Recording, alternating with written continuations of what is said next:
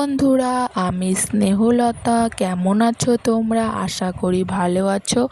আমিও অনেক ভালো আছি। দেখো, সকালবেলা আজকে ওয়েদারটা একটু ঠান্ডা ঠান্ডা। কালকে রাত্রে প্রচুর বৃষ্টি হয়েছিল। তো দেখো, এদিকে আমি ঠাকুর পূজাটা করে নিলাম। ওটা তোমাদের সঙ্গে শেয়ার করা হয়নি। ঠাকুর পূজা করে ভাবলাম কি যে একটু বিছনাটা গুছিয়ে নেই, কারণ আজকে তো মেয়ের স্কুল আছে। মেয়ের স্কুল মানেই আমার এক যুদ্ধ। তো দেখো, বিছনা গুছিয়ে মেয়েকে পড়াতে বসালাম। মেয়েকে বই পড়াতে না বসালে তো মেয়ে বই পড়বে না। তো মেয়েকে এদিকে বই পড়াচ্ছিলাম, আর এদিকে ভাত বসিয়ে দিব, কারণ মেয়ে খেয়ে স্কুল যাবে। অনেক দিনই পূজার ছুটি কাটলো। তো অনেক দিনই পূজার ছুটি কাটলো ও তার জন্যে তো আমরা প্রচুর ঘোরাঘুরি করলাম। মামার বাড়ি গেলাম, মানে আমার বাবার বাড়ি। তো দেখো, ওদিকে তোমাদের সঙ্গে কথা বলতে বলতে এদিকে আমি ভাত ঠাত বসিয়ে দিব, কারণ মেয়ে খেয়ে স্কুলে যাবে। এদিকে ভাত বসাবো, এদিকে ডাল বসাবো। সকাল টাইমটা আর কি করব বলো, ভাতের মধ্যে আলু সিদ্ধ ডিম, মানে ডালের মধ্যে আলু সিদ্ধ ডিম সিদ্ধ দিয়ে দিব, আর ডাল সিদ্ধ আলু সিদ্ধ ডিম সিদ্ধ দিয়ে খেয়ে স্কুলে যাবে। তো যা বলছিলাম, তারপরে তো মনে করো ছুটিতে ভালোই কাটালাম 15-16 দিন। এখন আবার সেই আমার এক রুটিনে ফিরে আসতে হবে। মেয়েকে খাওয়ানো, রেডি করানো, স্কুলে পাঠানো, স্কুল থেকে আসলে খাওয়ানো। আবার এদিকে আমার মেয়ে তো একটু মনে করো নিজেই সব কিছুই করতে পারে। আমার শুধু একটু হেল্প করলেই হয়। যেমন স্নান করা ঠরা ও নিজেই করে, শুধু অনেক সময় একা একাই খায়, আবার অনেক সময় আমাকে খাইয়ে দিতে হয়। তো সেটা কোনো ব্যাপার না, ওইটুক তো করতেই হবে, তাই না বন্ধুরা? তো দেখো, এদিকে তোমাদের সঙ্গে কথা বলতে বলতে আমি মেয়েকে রেডি করিয়ে দিলাম। আজকে হচ্ছে সোমবার। তো সোমবার থেকে মেয়ের স্কুল শুরু হচ্ছে। আজকে না আমি ঘুম থেকে উঠেছিলাম 6টার সময়।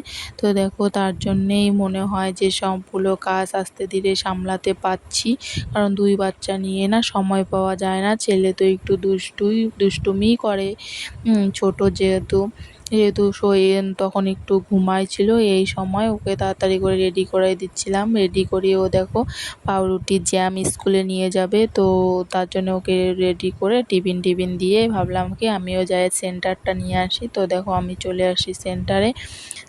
টেন্টার নিয়ে দেখো হেঁটে হেঁটে বাড়ি চলে যাচ্ছিলাম, কারণ ছেলেকে ঘুম পাড়িয়ে রেখে আসছি। যদি উঠে যায় তো বিছানা থেকে পড়ে যাবে।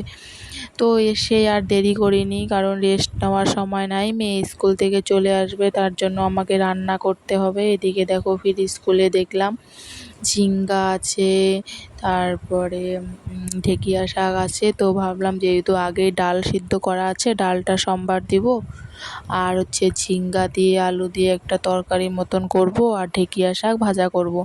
এমনিতে মিষ্টি কুমড়া ঢ্যাঁড়স ছিল, আজকে বাজার করে আনছে, তো ওগুলা রান্না করি নাই। একটা টমেটো স্যালাড করে নিয়েছিলাম, বাস, আর বেশি কিছু করিনি।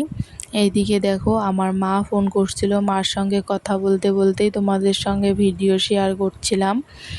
এদিকে আমার সবজি কাটা কমপ্লিট করে শাকটা কেটে নিয়ে এদিকে রান্না বসিয়ে দিব। তখন বাজে বেলা 11টা, কারণ সেন্টার থেকে আসতে আমার একটু দেরি হয়ে গেছে। তারপরে তো একটু বসে টসে থেকে মানে সবজি কাটতে বসে গেছি আর কি। তো প্রতিদিনের রুটিনটা আমার এরকমই হয়। 2 বাচ্চা নিয়ে কাজকর্ম করতে হয়, সেহেতু একটু আগে ভাগে যদি ঘুম থেকে উঠি তাহলে আমার কি সুবিধা হয়, মানে কি একটু সময় হাতে থাকে, আস্তে ধীরে কাজ করতে পারি, গুছিয়ে টুচিয়ে করতে পারি।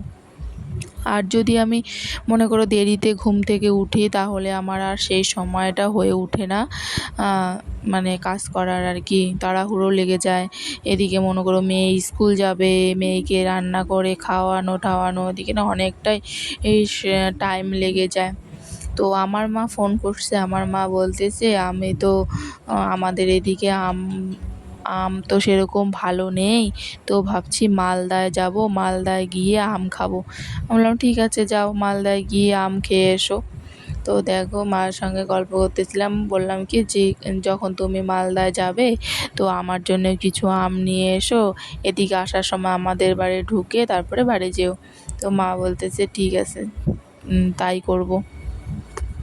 তারপরে দেখো মার সঙ্গে আমি ফোনে গল্প করতে করতে না অনেকটা টাইমই আমি সবজি টবজি কেটে ফেলছি। তারপরে মা ফোন রাখছে, তারপরে আমি টমেটোটা কেটে নিলাম, স্যালাড করব। তারপরে দেখো ওইদিকে রান্নার সবজি কেটেই সোজা আমি চলে গেছি রান্নাঘরে, কারণ আমার তাড়াতাড়ি করে রান্না করতে হবে।